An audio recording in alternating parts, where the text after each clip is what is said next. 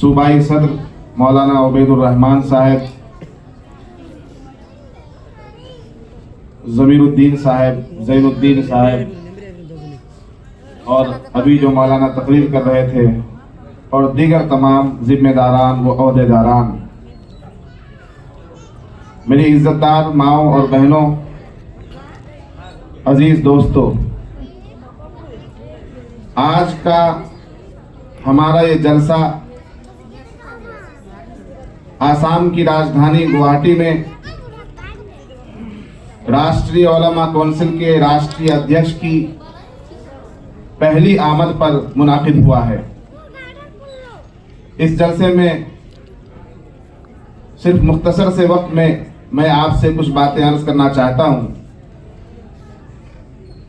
कि राष्ट्रीय उलमा काउंसिल पूरे मुल्क के अंदर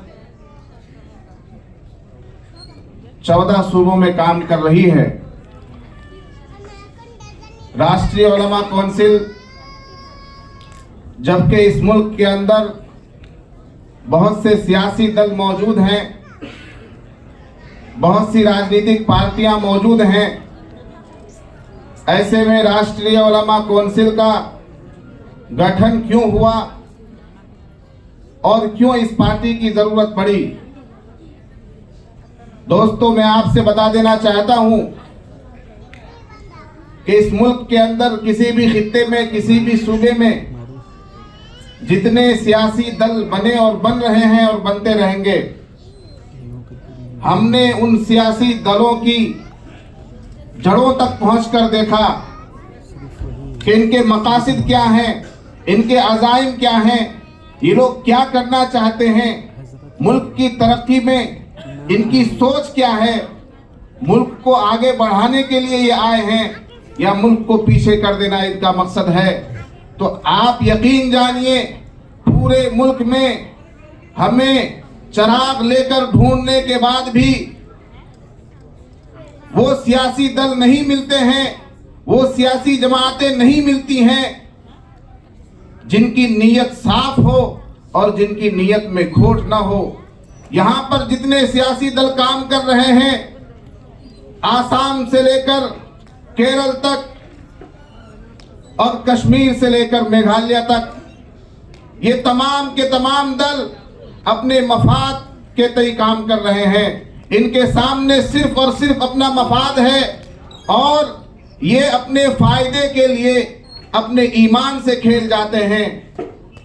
अपने उसूल से खेल जाते हैं, अपने मकासद को बदल देते हैं, अपने अज़ाइम को बदल देते हैं। ये तमाम सियासी दल लोगों को ठगने का काम कर रहे हैं। आपने अभी देखा,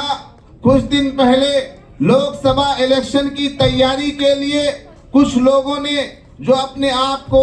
सेकुलर दल कहते हैं, उन तमाम दलों ने मिलकर एक गठबंधन और एक इत्तिहाद बनाया। लेकिन हम उसे गठबंधन नहीं बल्कि ठगबंधन कहते हैं, इसलिए कि आपका जो इत्तिहाद है, आपका जो ये गठबंधन है, इसका नाम अगरचे आप इंडिया रख दें, अगरचे आप इसका नाम भारत रख दें, लेकिन भारत के जन जन की बात नहीं करता। आपका ये इत्तिहाद हिंदुस्तान के दलितों, पिछड़ों, वंचित समाज के लोगों की बात नहीं करता। अगर आप इस इत्तिहाद के जरिए लोगों की समस्याओं को हल करना चाहते हैं तो आपको इस इत्तिहाद के अंदर हर समाज और हर तबके के लोगों को लेना चाहिए था।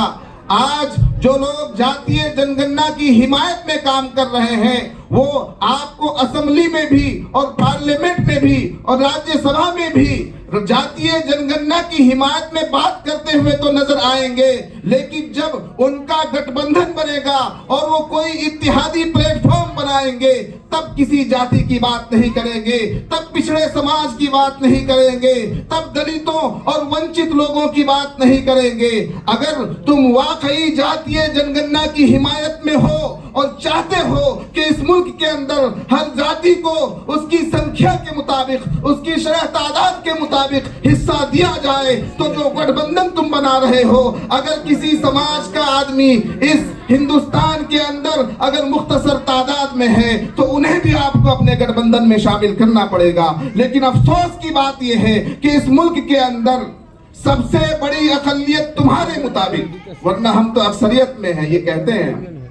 लेकिन तुम्हारे मुताबिक जो सबसे बड़ा अकलियती समाज है यानी मुसलमान, आपने इस मुसलमान को अपने गठबंधन में नहीं लिया। जैसा कि अभी हजरत वाला ने फरमाया, एनडीए में भी हमारी कोई शिरकतदारी नहीं है और इंडिया में भी कोई हमारी हिस्सेदारी नहीं है। इसलिए अब हमने ये अज़्म किया है, अब राष्ट्रीय उलमा कौंसिल और राष्ट्रीय उलमा कौंसिल के नजरियात से मिलने वाली नजरियात की वो तमाम जमातें हम सब मिलकर ये बात कर रहे हैं और ये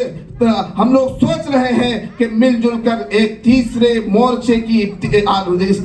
मोर्चे का आगाज किया जाए और एक तीसरे विकल्प के तौर पर पूरे मुल्क के उन वंचित समाज, पिछड़े लोगों, दलितों, मुसलमानों, सिखों, ईसाइयों, तमाम लोगों को लेकर एक जमात तश्कील दी जाए, एक मुत्तहिदा प्लेटफॉर्म बनाया जाए और फिर पूरे मुल्क में इलेक्शन खेला जाए।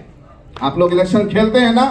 जितने लोग यहाँ आए हुए मौलाना साहब, मैं आपकी हिम्मत की दाद देता हूँ। जो अभी इससे पहले आसामी जुबान में बयान कर रहे थे, वो कह रहे थे मैं कि लोकसभा इलेक्शन लड़ने का मेरे अंदर अज़्म है, मैं आपकी हिम्मत की दाद देता हूँ। आप जरूर इलेक्शन खेलिए, यहाँ पर इलेक्शन खेला जाता है और ये मुझे ये ताबीर बहुत अच्छी लगी। वाकई इलेक्शन खेलना चाहिए, लड़ना नहीं चाहिए। तो आप सभी लोग जितने जिम्मेदार यहाँ हैं, जिले के जिम्मेदार, स्टेट के जिम्मेदार, आप सभी को मैं दावत देता हूँ कि आप हर इलेक्शन में इलेक्शन खेलिए। चुनाव खेलेंगे इंशाअल्लाह, हाथ उठाइए, इंशाअल्लाह चुनाव खेलेंगे, हम लोग खेलेंगे सभी लोग इंशाअल्लाह। आसाम की जितनी समस्याएं हैं और सबसे बड़ी समस्या जैसा कि अभी हमने सुना कि